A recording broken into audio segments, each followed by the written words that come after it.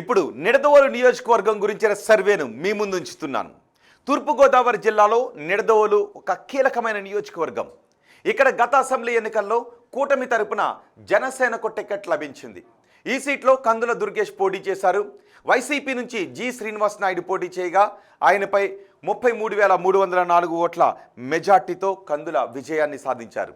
మరి కూటమి ప్రభుత్వం ఏడాదిన్నర పాలన తర్వాత నిడదవోలు నియోజకవర్గంలో జనం ఏమనుకుంటున్నారు? ఎమ్మెల్యే పనితీరుపై సంతృప్తిగా ఉన్నారా? సీఎం పనితీరుకు ఎటువంటి రేటింగ్ ఇచ్చారు? నారా లోకేష్, పవన్ కళ్యాణ్ గురించి, అలాగే ప్రతిపక్ష నేత జగన్ గురించి ఈ సెగ్మెంట్ ప్రజలు ఏమనుకుంటున్నారు? ఓవరాల్గా కూటమి ప్రభుత్వంపై జనం మాటేంటి? బిగ్ టీవీ ఎక్స్క్లూజివ్ సర్వే రిపోర్ట్లో చూద్దాం.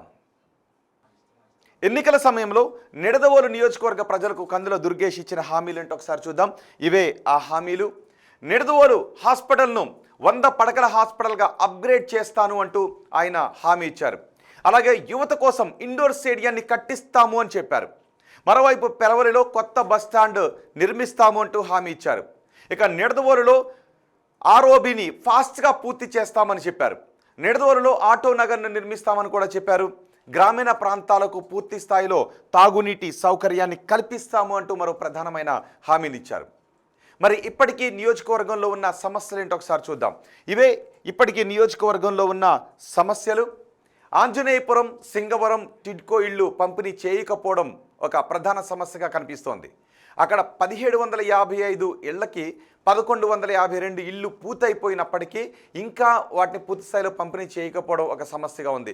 పెండింగ్ ఇండ్లను లబ్ధిదారులకు పంపిణీ చేయాలి అని డిమాండ్ చేస్తున్నారు. అలాగే టిడ్కో ఇళ్లకు మౌలిక వసతులు కల్పించాలి అని జనం అడుగుతూ ఉన్నారు. ఇక ఎర్ర కాలువ పొంగి పొర్లడం ఒక ప్రధాన సమస్యగా ఉంది. ఈ సమస్యకు శాశ్వత పరిష్కారాన్ని చూపించాలి అని జనం అంటూ ఉన్నారు. అలాగే నిడదవోలు హాస్పిటల్లో వసతులను పెంచాలని చెప్తున్నారు. తక్కువ వసతులు ఉండటం కారణంగా రోగులకు ఇబ్బందులు తలెత్తుతూ ఉన్నాయి. తాడేపల్లిగూడెం లేదా రాజమండ్రికి రోగులు పరుగున వెళ్లాల్సిన పరిస్థితులు తలెత్తుతూ ఉన్నాయి.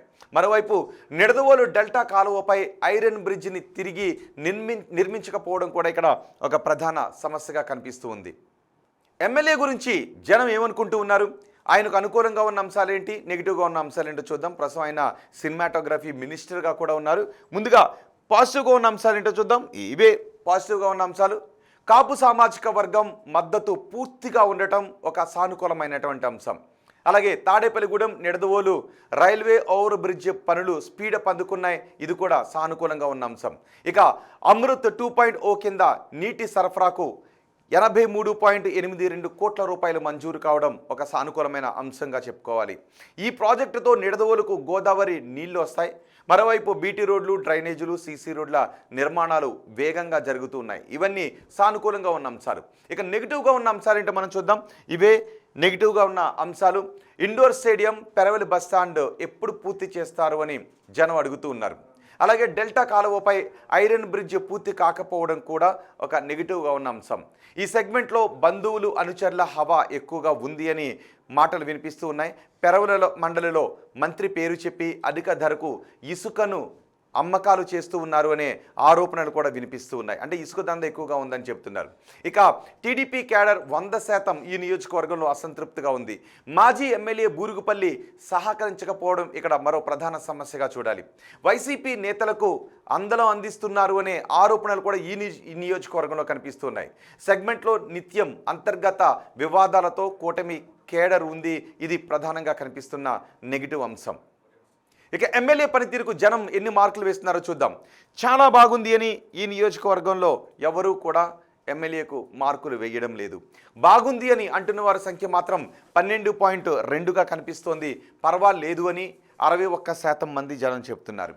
ఇక బాగా లేదు అని 26.8% మంది జనం చెబుతూ ఉంటే అస్సలు బాగా లేదు అని కూడా ఎవరు ఈ నియోజకవర్గంలో చెప్పట్లేదు. అంటే చాలా బాగుంది అని చెప్పట్లేదు, అస్సలు బాగా లేదు అని కూడా చెప్పడం లేదు. కొద్దిగా మాత్రం అసంతృప్తి కనిపిస్తూ ఉంది. ఇక ముఖ్యమంత్రి చంద్రబాబు పనితీరుకు ఈ నియోజకవర్గ ప్రజలు వేస్తున్న మార్కులు ఏంటో చూద్దాం. చాలా బాగుంది అని ఈ నియోజకవర్గంలో ఎవరు చెప్పట్లేదు. బాగుంది అని 14.6% మంది జనం చెబుతూ ఉన్నారు. పర్వాలేదు అని చెప్తున్న వారి సంఖ్య 78%గా ఉంది. బాగా లేదు అని చెప్తున్న వారి సంఖ్య 7.4%గా కనిపిస్తోంది. అస్సలు బాగా లేదు అని కూడా ఎవరూ చెప్పట్లేదు. అంటే కొంత అసంతృప్తి కేవలం 7.4% మంది జనంలోనే కనిపిస్తోంది. ఇక ఓవరాల్గా ప్రభుత్వ పనితీరుకు ఎన్ని మార్కులు వేస్తున్నారో మనం చూద్దాం. ఓవరాల్గా ప్రభుత్వ పనితీరుకు కూడా ఇక్కడ ఎవరు మార్కులు వేయడం లేదు. చాలా బాగుంది అని ఎవరు చెప్పడం లేదు. చాలా బాగుందని చెప్తున్న వారి సంఖ్య జీరోగానే కనిపిస్తోంది. బాగుంది అని చెప్తున్న వారి సంఖ్య మాత్రం 12.2%గా ఉంది. పర్వాలేదు అని 70.7% మంది చెప్తున్నారు. బాగా లేదు అని 17.1% మంది చెప్తూ ఉంటే అస్సలు బాగా లేదు అని కూడా ఎవరు చెప్పడం లేదు. అంటే ఓవరాల్గా ప్రభుత్వ పనితీరుకు 17.1% మంది మాత్రమే కొంత అసంతృప్తిని వ్యక్తం చేస్తున్నారు. మిగిలిన జనం సంతృప్తిగానే ఉన్నారు. ఇక ప్రతిపక్ష నేత జగన్ పనితీరుకు ఎన్ని మార్కులు వేస్తున్నారో చూద్దాం. ఇవే ఆ మార్కులు. చాలా బాగుంది అని ఎవరు కూడా చెప్పట్లేదు. చాలా బాగుందని చెప్తున్న వారి సంఖ్య 0. ఇక బాగుంది అని చెప్తున్న వారి సంఖ్య కూడా 0గానే ఉంది.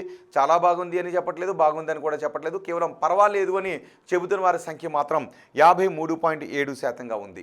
ఇక బాగా లేదు అని చెబుతున్న వారి సంఖ్య 46.3%గా ఉంది. అస్సలు బాగా లేదు అని కూడా ప్రతిపక్ష నేత జగన్ గురించి ఈ నియోజకవర్గంలో ఎవరు చెప్పడం లేదు. ఇక ఉప ముఖ్యమంత్రి పవన్ కళ్యాణ్ పనితీరుకు ఎన్ని మార్కులు వేస్తున్నారో చూద్దాం. చాలా బాగుంది అని ఉప ముఖ్యమంత్రి పనితీరుకు కూడా ఎవరు మార్కులు వేయడం లేదు. ఈ కాలం కూడా ఇక్కడ జీరోగానే ఉంది. బాగుంది అని చెబుతున్న వారి సంఖ్య 7.3%గా ఉంది. పర్వాలేదు అని చెప్తున్న వారి సంఖ్య 63.4%గా ఉంది. ఇక బాగా లేదు అని చెప్తున్న వారి సంఖ్య 22%గా కనిపిస్తోంది. అస్సలు బాగా లేదు అని చెప్తున్న వారి సంఖ్య 7.3%గా కనిపిస్తోంది. ఇక మంత్రి నారా లోకేష్ పనితీరుకు ఎన్ని మార్కులు వేస్తున్నారో చూద్దాం. నారా లోకేష్ పనితీరు గురించి చాలా బాగుంది అని చెప్తున్న వారి సంఖ్య ఇక్కడ కూడా 0గానే కనిపిస్తోంది. చాలా బాగుందని ఎవరు చెప్పడం లేదు. బాగుంది అని చెప్తున్న వారి సంఖ్య 9.8%గా కనిపిస్తుంది. పర్వాలేదు అని చెప్తున్న వారి సంఖ్య 65.9%గా కనిపిస్తోంది. ఇక బాగా లేదు అని చెప్తున్న వారి సంఖ్య 24.4%గా ఉంది. అస్సలు బాగా లేదు అని ఈ నియోజకవర్గంలో ఎవరు చెప్పడం లేదు. ఇక అమరావతి పనులు పూర్తవుతాయి అనుకుంటున్నారా అని అడిగిన ప్రశ్నకు పూర్తవుతాయనే నమ్మకం 34.1% మందిలో కనిపిస్తోంది. కావు అని 9.8% మంది జనం అనుకుంటున్నారు. కావచ్చు అని 41.5% మంది జనం అంటుంటే తెలియదు అని 14.6% మంది జనం అభిప్రాయపడుతున్నారు. పోలవరం ప్రాజెక్టు పూర్తవుతుంది అనుకుంటున్నారా అని అడిగితే పూర్తవుతుంది అనే నమ్మకం 31.7% మంది జనంలో కనిపిస్తోంది. కాదు అని 12.2% మంది చెప్తున్నారు. కావచ్చు అని 41.5% మంది జనం అంటూ ఉంటే తెలియదు అని 14.6% మంది జనం చెబుతున్నారు. ఇక కూటమి ప్రభుత్వంలో ఉద్యోగ అవకాశాలు పెరిగాయా అని అడిగితే పెరిగాయి అని 14.6% మంది జనం చెప్పారు. పెరగలేదు అని 73.2% మంది జనం అన్నారు. పెరిగి ఉండొచ్చు అని చెబుతున్న వారి సంఖ్య 12.2%గా ఉంది. తెలియదు అని ఈ నియోజకవర్గంలో ఎవరు చెప్పడం లేదు. ఇక వచ్చే ఎన్నికల్లో వైసీపీ అధికారంలోకి వస్తుంది అనుకుంటున్నారని అడిగితే వస్తుంది అని 2.4% మంది జనం అభిప్రాయపడుతున్నారు. రాదు అని 31.7% మంది జనం అనుకుంటున్నారు. రావచ్చు అని 12.2% మంది జనం అభిప్రాయపడుతుంటే తెలియదు అని 53.7% మంది జనం చెబుతున్నారు. చంద్రబాబు తర్వాత ముఖ్యమంత్రిగా ఎవరైతే బాగుంటుందని అడిగితే పవన్ కళ్యాణ్ అయితే బాగుంటుందని 12.2% మంది జనం చెప్పారు. నారా లోకేష్ అయితే బాగుంటుంది అని 24.4% మంది జనం అభిప్రాయపడ్డారు. తెలియదు అని చెబుతున్న వారి సంఖ్య 63.4%గా కనిపిస్తోంది. ఇవి నిడదవోలు నియోజకవర్గంలో బిగ్ టీవీ సర్వే రిపోర్ట్ వివరాలు. మరో నియోజకవర్గంలో జనం అభిప్రాయం ఏ విధంగా ఉందో మీ ముందుంచుతాను.